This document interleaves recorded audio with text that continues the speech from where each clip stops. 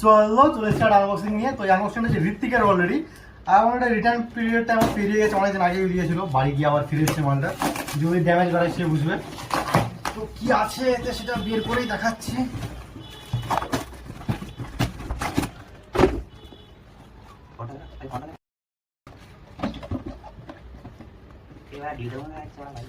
এটা দেখতে একটা হেয়ার ড্রায়ারের মতো লাগতে পারে, ব্লু কালারের মতো লাগতে পারে। এটা হচ্ছে বডি মাসাজার। কত নিয়েছে ঋত্বিকরা? 2000 টাকা নিয়েছে। কি কোম্পানির? Cosmic charge x. তো এক্সপিরিয়েন্স ঋত্বিক পরে জানাবে আমাদের ইউজ করার পরে, যদি ড্যামেজ না থাকে। তো কোথা থেকে দিয়েছিস অর্ডার? ফ্লিপকার্টে অর্ডার দিয়েছে, যদিও এখানে লেখা নেই, যাই হোক।